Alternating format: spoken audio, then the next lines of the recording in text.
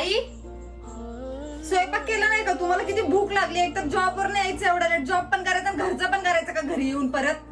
अगं आईनं तुझ्यासाठी एवढं काही गोष्टी केल्या, घरातलं एवढं काम करत असते आणि तू आईवर कशाला ओरडत असते? उसाचे सुन्या काळजाचे विरले सारे अगं माझी कंबर लई दुखती ग, मला उठता पण येत नाही. निखारे आई तुझी एवढी कंबर दुखते तर तुम्हाला का नाही सांगितलं? मला कॉल करायचा, मी जॉबवर आले असते ना घरी.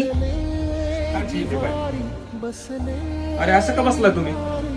अरे आईची कंबर दुखते, काय करू काहीच कळत नाही. एवढे दवाखाने केले ना तरी सुद्धा काहीच फरक पडत नाहीये. आणि हिला ऑपरेशनची तर एवढी भीती वाटते ना, मला कळतच नाही कुठं नेऊ, कुठल्या दवाखान्यात देऊन काय करू ते. अरे एवढंच ना, मग एवढं कशाला टेन्शन घेताय? मला एक दवाखाना माहितीये, तू तिथे घेऊन जा तुझ्या आईला, एकदम ठीक होऊन येईल. Mumbai pain clinic. ठीक आहे, मी जाते त्या हॉस्पिटलला घेऊन तिला मुंबईला.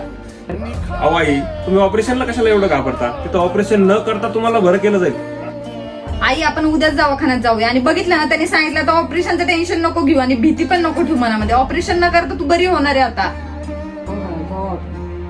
मी घेऊन आली आहे माझ्या आईला मुंबई पेन क्लिनिक येथे. येथे तुम्हाला ऑपरेशन न करता प्लाझ्मा आणि लेझर ट्रीटमेंट केली जाते. ही ट्रीटमेंट फक्त 40 मिनिटांमध्येच होते. येथे तुम्हाला ऍडमिट व्हायची काही गरज नाहीये. इथल्या डॉक्टरांनी 20,000 पेक्षा जास्त पेशंटला ऑपरेशन न करता एका इंजेक्शनने ठीकही केलेलं आहे. तर मी त्या ऍड्रेस दिलेला आहे स्क्रीनवरती. जर तुम्हालाही तुमच्या फॅमिलीमध्ये कुणाला घेऊन जायचं असेल तर घेऊन जाऊ शकता. थँक्यू.